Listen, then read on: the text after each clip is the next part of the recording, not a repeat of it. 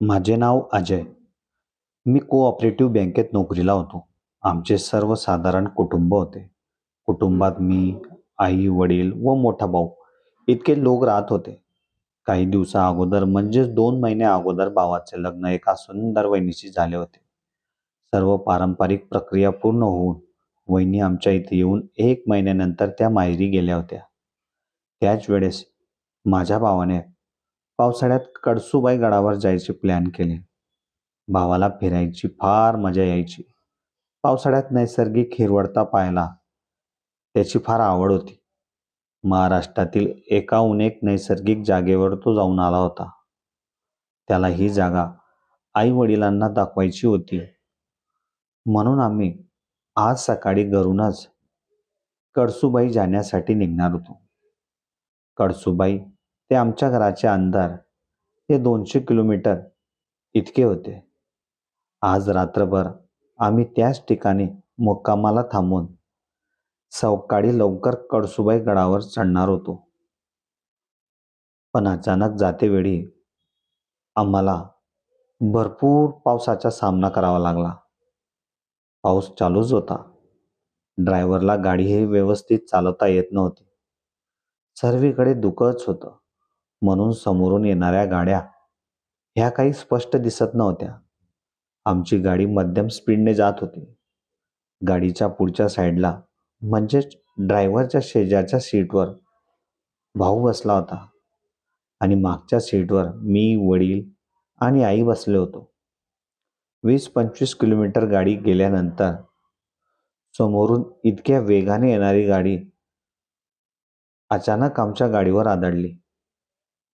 त्यामुळे कोणालाही स्वतःला सामान्याचा वेळ मिळाला नाही.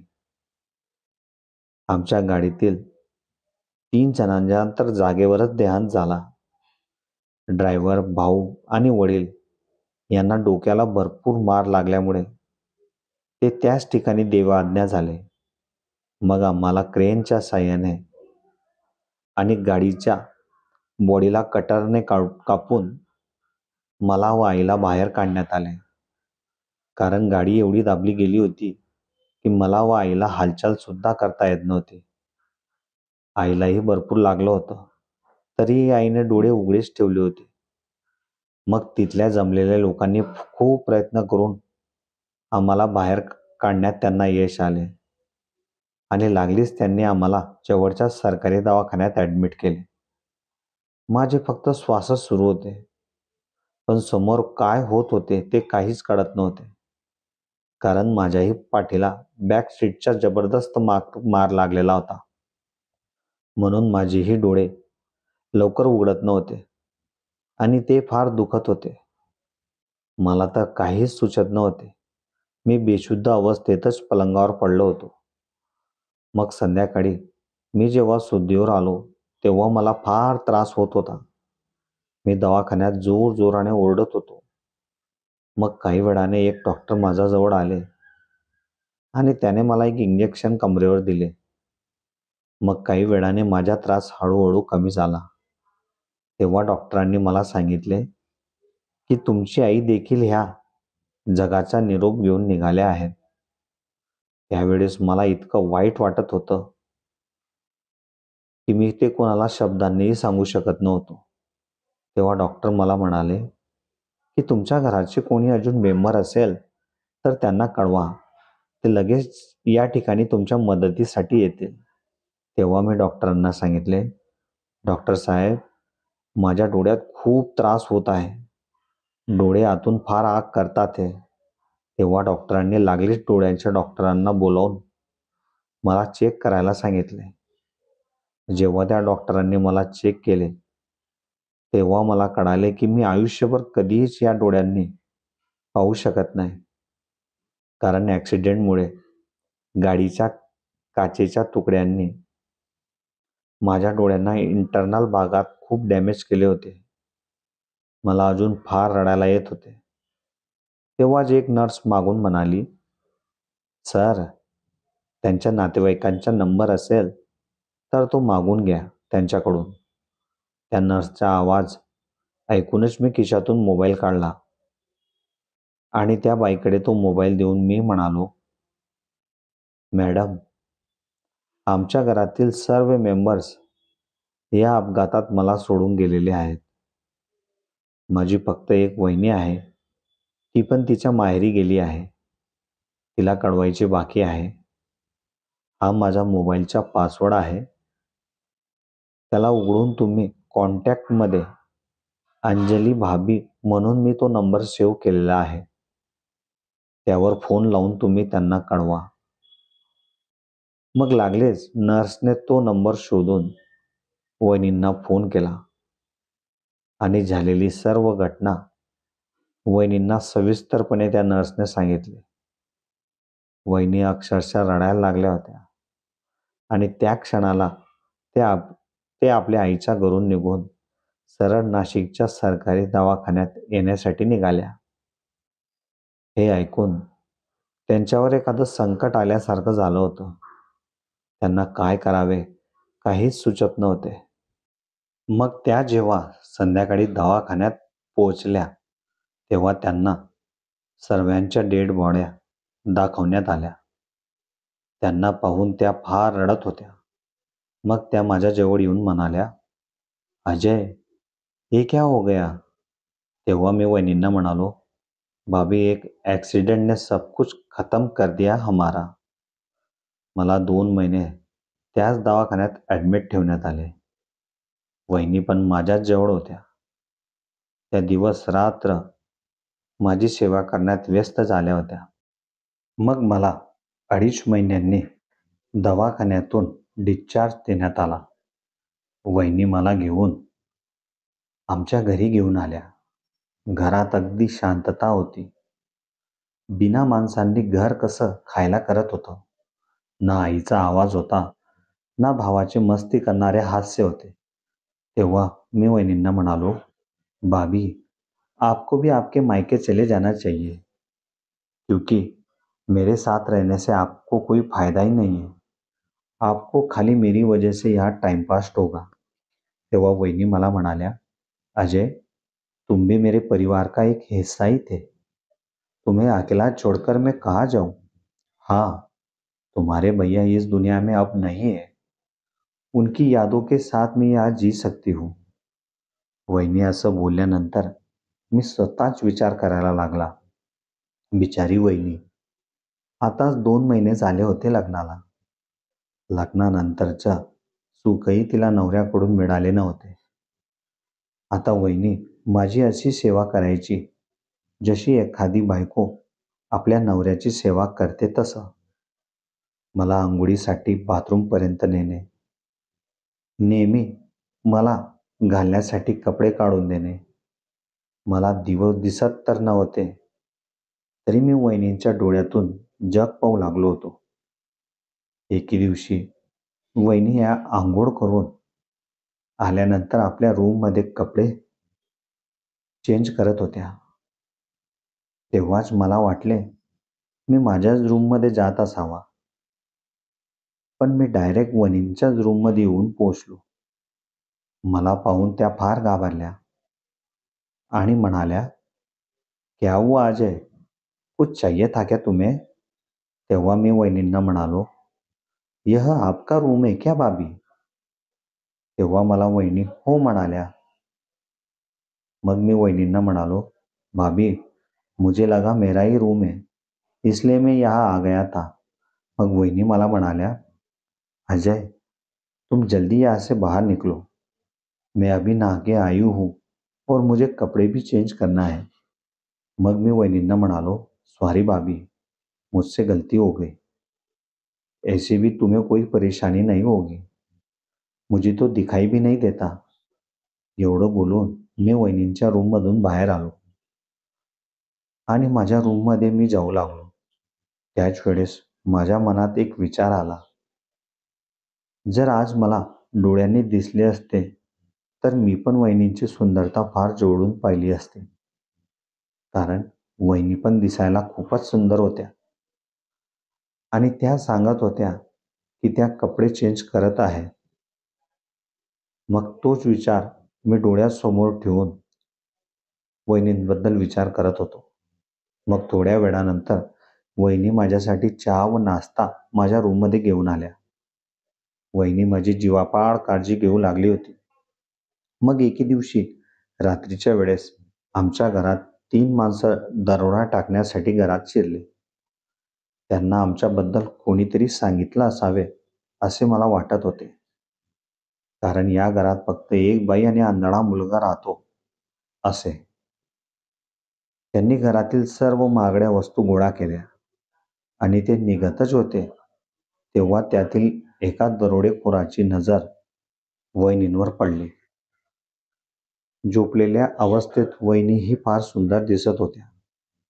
त्याला वाटलं आपण या बाईवर आपला हात साफ करावा म्हणून त्याच्या मदतीसाठी त्याचे 2ही मित्र पुढे आले. एकाने वहिनीच्या तोंडावर हात ठेवला आणि दुसऱ्याने वहिनीचे पाय धरून ठेवले होते. ते आता वहिनींसोबत चुकीचं करणारच होते. त्याच वेळेस वहिनींनी ज्याने त्यांच्या तोंडावर हात ठेवला होता त्याच्याच हाताला चावा घेतला आणि वहिनी जोराने ओरडल्या. त्यांच्या आवाजाने मी फटक्यात जागी झालो. काहीतरी घरात झाले असावे असे मला वाटत होते. म्हणून मी वहिनींना आवाज देऊन त्यांच्या रूमपर्यंत हळूहळू आलो आणि त्यांना विचारले, भाभी क्या हुआ, आप ठीक तो है ना? आप क्यों इतनी जोर से चिल्लाई?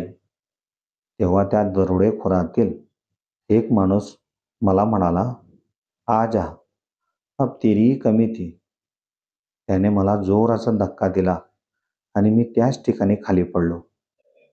मला खाली पडलेला पाहून वहिनींचा लागलीच आवाज आला, अजय तुम्हें चोट तो नहीं लगी ना?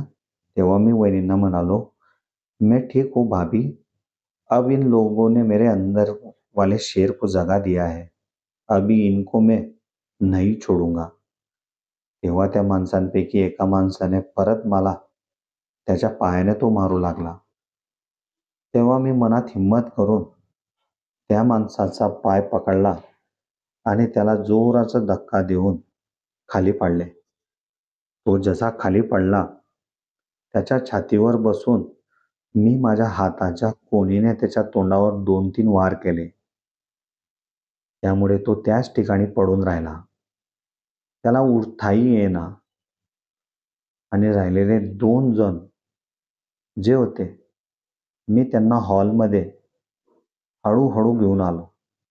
मला माझ्या वडिलांच्या काठी ठेवायची जागा चांगलीच माहिती होती म्हणून मी त्याच ठिकाणी जाऊन उभा राहिला आणि ज्या वेळेस ते दोघंही माणसं माझ्यावर हल्ला करण्यासाठी जवळ आले त्याच वेळेस मी माझा हात मागे करून वडिलांची काठी हातात धरली आणि त्या दोघंही जणांच्या तोंडावर मी वार केला.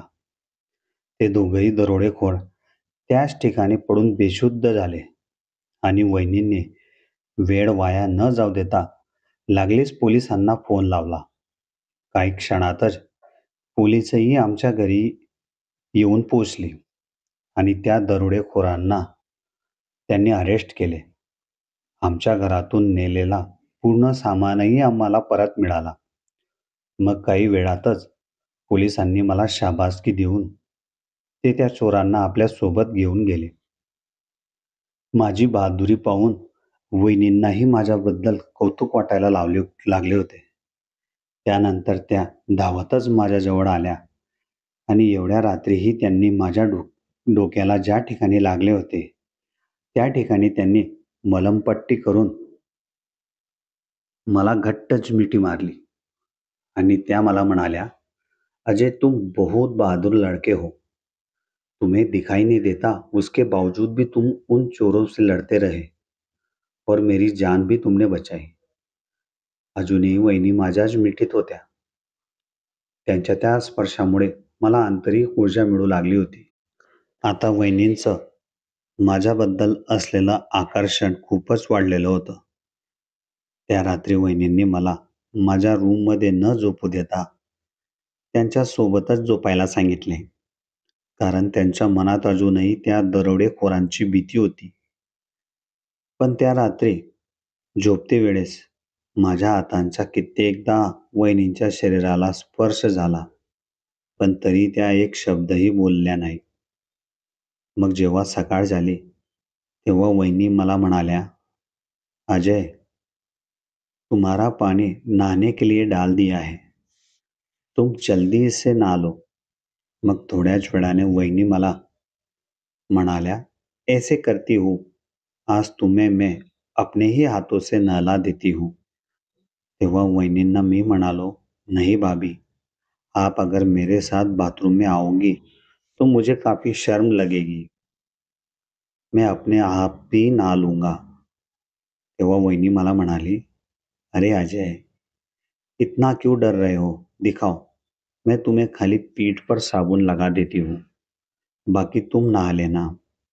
वहिनींच्या इतक्या आग्रहामुळे मी तिला नाही म्हणू शकलो नाही. मग वहिनी जेव्हा जेव्हा माझ्या पाठीला साबण लावत होत्या, त्यांच्या हाताच्या स्पर्शामुळे माझ्या मनात एक वेगळीच ऊर्जा तयार होत होती. अंघोळ झाल्यानंतर मी जेव्हा बाहेर आलो, तेव्हा वहिनींनी त्यांच्या हाताने मला शर्ट घालून दिले. आता वहिनींना माझ्याबद्दल जास्तच ओढ लागली होती.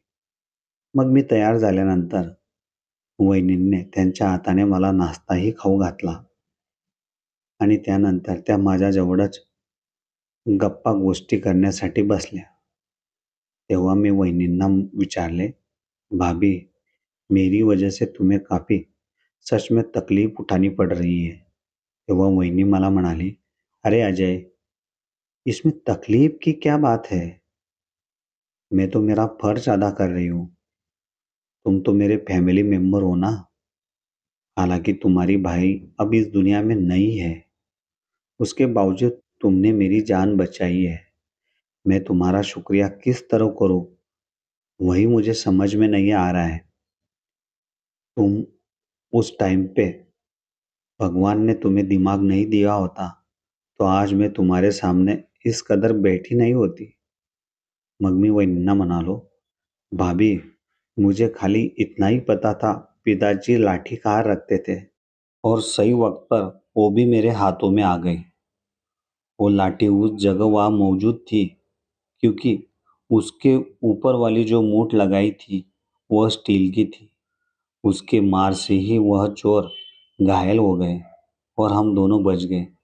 तेव्हा लागलीच वहिनींनी माझा हात त्यांच्या हातात घेतला.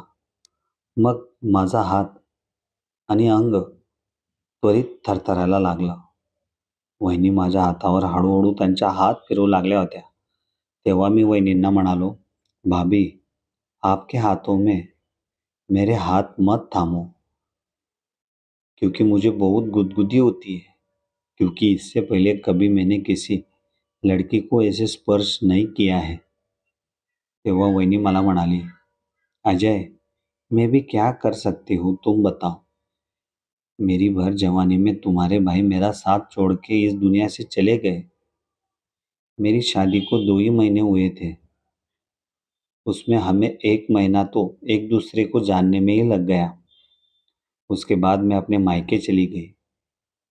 मुझे मायके आए हुए 10 ही दिन हुए थे. उसके बाद ये खबर सुनकर तो मेरे होश ही उड़ गए थे. मैं क्या करूं, मुझे कुछ समझ में नहीं आ रहा था. फिर जैसे वैसे अपनी गाड़ी मैं पटरी पर लेके आई थी, तब फिर तुमने मेरी जान बचाकर मेरे दिल में जगह कर ली. अजय, इस घर में हम दोनों ही अकेले रहते हैं. इस बात का पता बाहर वाली जनता को है ही नहीं. इसलिए मैं तुम्हें इतना चाहने लगी हूँ कि मैं तुम्हें शब्दों में भी बयां नहीं कर सकती." तेव्हा मी बहिणींना म्हणालो, "मगर भाभी, मैंने तुम्हारे लिए ऐसा कभी सोचा ही नहीं था." मग वहिनी मला म्हणाली, "अजय, मैं चाहती हूँ जो अधूरा प्यार तुम्हारे भैया मेरे लिए छोड़ के गए हैं, वो तुम मुझे प्यार दो. मैं तुम्हारी हर तरफ से ध्यान रखूंगी." वहिनी असं म्हटल्यानंतर मला फार लाज वाटू लागली होती. तिच्यासमोर बसायची माझी इच्छाच होत नव्हती. पण वहिनींच्या स्पर्शामुळे ती पण मला हवी हवीशी वाटू लागली होती. पण मन ऐकत नव्हतं. मी उठून जातच होता तेव्हाच वहिनींनी माझा हात परत पकडला आणि मला त्यांच्याजवळ बसवले. त्यांनी दोघं हातात माझा चेहरा पकडला आणि हळूहळू त्यांचे ओठ माझ्या ओठांपर्यंत त्या घेऊन आल्या. आता फक्त वहिनींचा गरम श्वासांचा स्पर्शच माझ्या चेहऱ्याला होत होता. मला काहीच कळत नव्हते की वहिनी माझ्यासोबत काय करणार आहेत. त्या वहिनींनी एक हात माझ्या चेहऱ्यावर फिरवायला सुरुवात केली. परत माझं अंग थरथर करायला लागलं. आता जे होईल ते पाहूनच घेऊ असा विचार करून मी पण वहिनींना साथ देऊ लागलो. मग वहिनींनी जेव्हा माझ्या ओठांवर ओठ टिकवले तेव्हा मी काही क्षणांसाठी माझा चेहरा तिच्यापासून लांब केला. मग वहिनी मला म्हणाल्या, क्या हुआ अजय, तुम्हें यह चीज अच्छी नहीं लगी क्या? तेव्हा मी वहिनींना म्हणालो, भाभी मुझे इन चीज़ों की आदत नहीं है. मैंने मेरी ज़िंदगी में पहली बार ऐसा किया. तेव्हा वहिनी मला म्हणाल्या, अब तुम इसे रोज़ अपनी ज़िंदगी का हिस्सा बनाकर सहते रहना, क्योंकि मैं तुमसे बहुत प्यार करती हूँ अजय. मेरे प्यार को तुम ऐसे ठुकरा मत देना. मग मी परत माझी मान वहिनींकडे वळवली आणि वहिनी माझ्या अशा ठिकाणी स्पर्श करू लागल्या ते मी तुम्हाला शब्दातही सांगू शकत नाही. तेव्हा वहिनी मला म्हणाल्या, अरे अजय, यह तो तुम्हारे भैया से भी काफ़ी हार्ड और मजबूत है. मुझे तो काफ़ी आनंद आएगा. तेव्हा मी वहिनींना म्हणालो, भाभी अब ज़्यादा ही टाइम हो चुका है. मुझसे अभी कंट्रोल नहीं होता. जो भी करना है जल्दी करो. मुझे काफ़ी नींद आ रही है. तेव्हा वहिनी मला म्हणाल्या, अगर तुम मेरे साथ रहे तो तुम्हारी नींद भी मैं भगा दूंगी.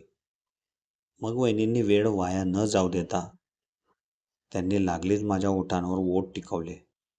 मग आम्ही दोघांनी तब्बल अर्ध्या तासापर्यंत एकमेकांच्या ओठांचा रस चाखला.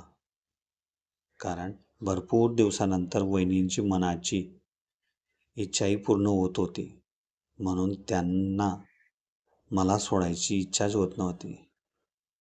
आता वहिनींनी हळूहळू त्यांचे कपडे काढून बाजूला ठेवले आणि त्यांनी माझा हात त्यांच्या अशा ठिकाणी स्पर्श करायला लावला ते मी तुम्हाला शब्दातही सांगू शकत नाही. मग संध्याकाळपर्यंत मी आणि वहिनींनी भरभरून एकमेकांसोबत प्रेम करून शांत झालो. आता वहिनींना माझी रोजची लत लागली होती. त्यांचं माझ्याशिवाय चित्तच लागत नव्हतं. त्यांना जेव्हा पण वेळ मिळायचा त्या मला त्यांच्या खोलीत घेऊन जाऊन माझ्यासोबत भरभरून प्रेम करायच्या. अशा प्रकारे आंधळ्या दिराचे ते पाहून वहिनी माझ्यासोबत अगदी आनंदात राहू लागल्या होत्या. काही दिवसानंतर त्यांनी त्यांच्या वडिलांना सांगून माझ्याशी लग्नसुद्धा केले. आता आम्ही दोघंही नवरा बायको म्हणून त्याच घरात वावरू लागलो होतो. 9 महिन्यांमध्ये वहिनी गरोदर झाल्या आणि त्यांनी माझ्या बाळाला जन्मही दिला. अशा प्रकारे मलाही सांभाळणारी एक बायको मिळाली आणि वहिनींना आनंद देणारा एक नवरा मिळाला होता.